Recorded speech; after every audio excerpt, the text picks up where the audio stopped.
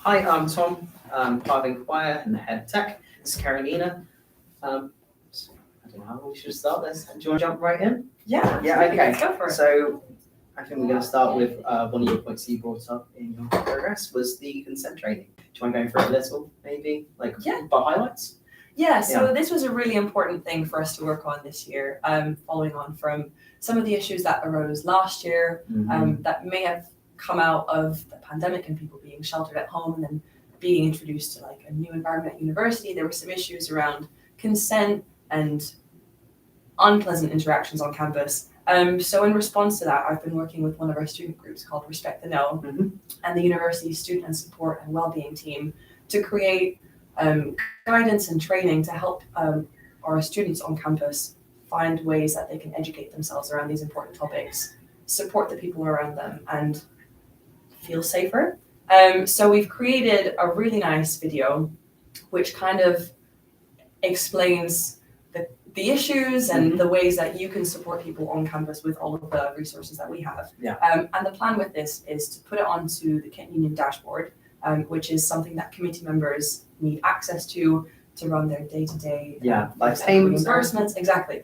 And the way that we can make it a mandatory training is by locking the dashboard until the training is completed, which would hopefully ensure that everyone will complete the training, which I think is really good. But obviously this would just be for committee members. And as valuable as they are, they can make sure that their members are safe and spread the information. The key goal for me really is to make sure that all students can have access to it and are strongly encouraged to complete it. So hopefully in the future, this means a collaboration with the university to see if we can spread the training even further onto like Moodle or something in that direction. It sounds really good, actually.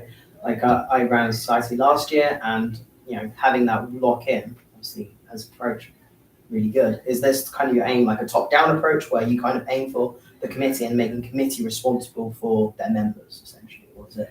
Committees already put themselves in a position where they have influence over their society, and I think they should lead with all the knowledge that we can give them, so they can feel comfortable and confident that they can provide students the best experience on campus. And I think addressing these issues is really important, and I think that students would probably also prefer to have conversations with their peers rather than people like me and other staff at Kent Union. So that's why I think top down right now is a good start, and we'll see where we go with it.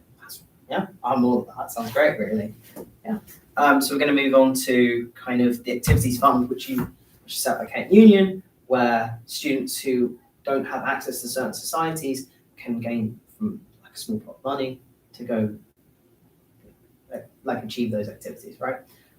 You've upped it to another £16,000. So it was originally set at £6,000. But with the cost of living crisis playing the biggest role in our lives this year and probably for the foreseeable future, we've been able to find an additional £14,000. So we've upped it to £20,000 this year, which has just been really great. And so that meant that I could give students more money. The original amount was £150 per person per academic year, but we've upped it to £200. And we had a shocking 168 applications, which in the grant... Is that like acceptance, or is that just like people applying? So that was initial applications. Okay. We've accepted 150 of those, which is quite high. A lot of money. And in previous years, the most we've had was 60. So obviously, we've advertised it a lot more this year. It's been at the forefront of a lot of the cost of living work that we've done. I've really encouraged it at trainings and just meeting members of committees to pass down the information as well. But you can just see there's such a demand for it. 160 people is quite a lot. Which committees have you visited throughout this then to advertise? We've had committee trainings, so all of the sports committees came along, and a lot of the student societies also came to the Kent Union training, and that's one of the main things where I advertise it to them and on our socials, and they've all been really happy about it, which understandable, because we've also run Tom, our welfare officer, Vice President of Welfare and Community, is running a cost of living survey, and in that survey, it goes to show that a lot of students can't afford to take part in social activities, which is like sports clubs and societies. And when you've got to choose between, feeding yourself for a week, going to the gym, or taking up something like, fun like dancing or, whatever. Dancing or whatever, exactly. right? You're going to choose for the food. And for me, being in the role that I am. Like, I really understand the value of taking part in extracurricular activities and how it makes you a really well-rounded person, how it benefits you going in for job interviews. So it's just such a shame that we're now finding ourselves in a position where not everyone has access to it, which is why this has just been such an important project. And we're looking to continue with it in term 2.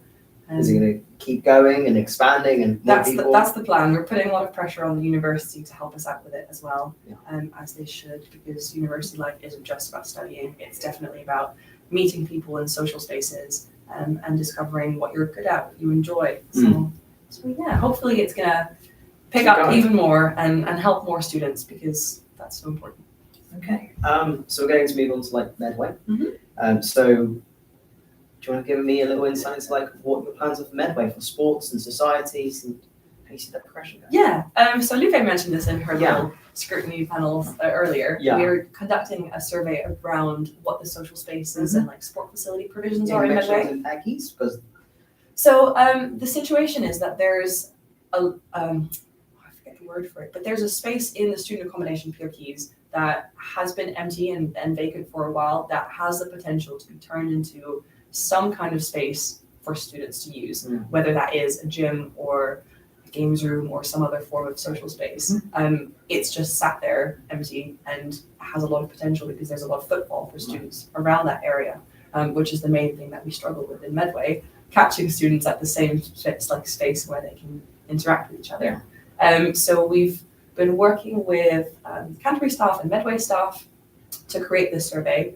We've also secured some funding for it, because the goal is to get other students to be conducting the research for us. A big priority for Kent Union this year is providing jobs on campus.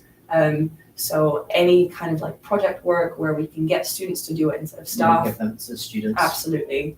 So they're going to be our little researchers for this. And hopefully that will kick off in term 2. The universities currently have to put a couple of other surveys above that in Medway. They're doing surveys around commuting students, which is currently the focus of some of their projects at the minute. But hopefully we'll be able to kick off with that and see where it takes us. So you reckon term 2 will start, and then like hopefully in a year or so, maybe we'll see that come about. That'd be really nice. Yeah, it would be really nice for Medway to have like a social space. Obviously, absolutely. They don't have one now. And from the roaming forums that we've done, a lot of the students did say that they really want to see more action on the Medway campus, and I'm all for that. So any way we can help.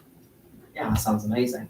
We're going to move on to like Give It a Go, the campaign that allows student groups to give them a bit of funding so they can hold like one-off events and attract people. I think I saw some around like earlier this week with the food drive. I think I don't know what's going on. I just kind of passed by and like, whoa, what's that?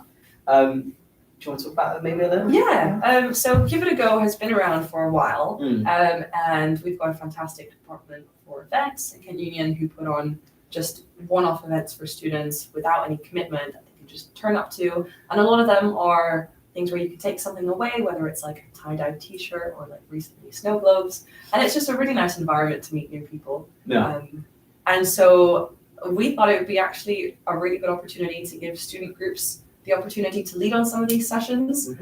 So we've already had women's football do an open training where anyone could come along just for the vibes, try it out, meet some people, for a discussion with musical theatre and sustainability and the Women's Network as well, to hopefully put on some events. Like one-off things so everyone can get involved. Yeah, sounds lovely. And it's a really great opportunity because we're offering them either £100 in resources that they need for like crafts or board games or whatever it may be, or just money towards their club if they prefer it in that way. So we're helping everyone out, and it's really nice to have events led by students as well. Yeah, it feels a lot less like, I guess, like industrialized, where everyone's like, oh yeah, this is like pre-planned, where it's like more student-led, more student-facing, more students doing things. Exactly. Sounds lovely.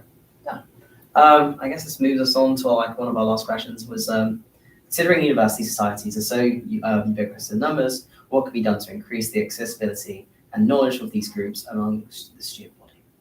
So a really big thing that we've, as Kent Union, done has just been our presence on social media.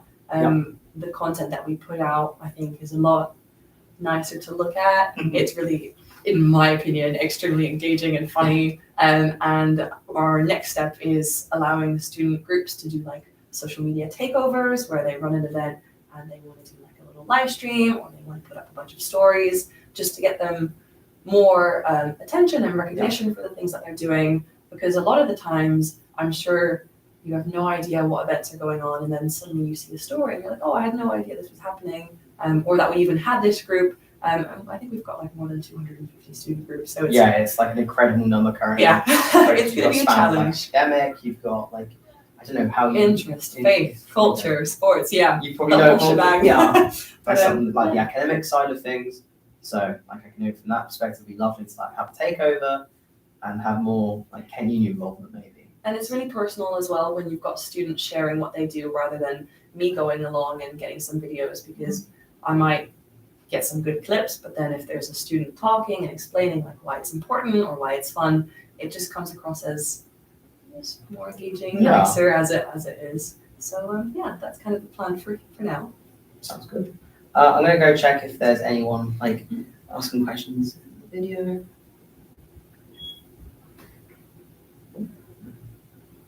Oh, here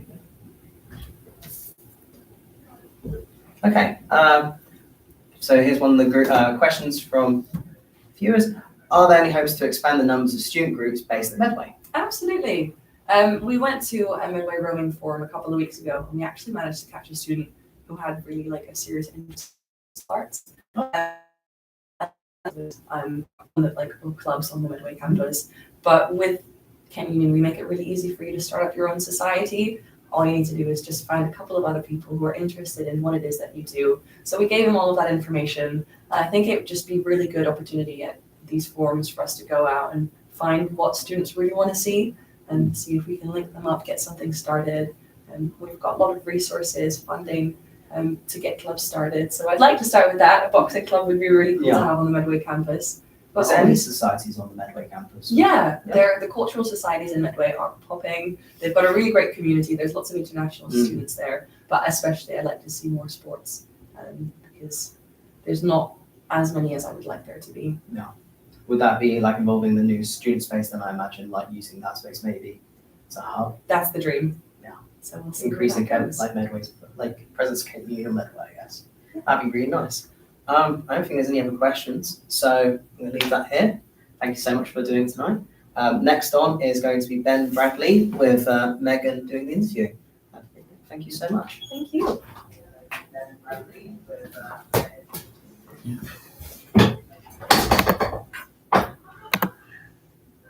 Thank you. Nice.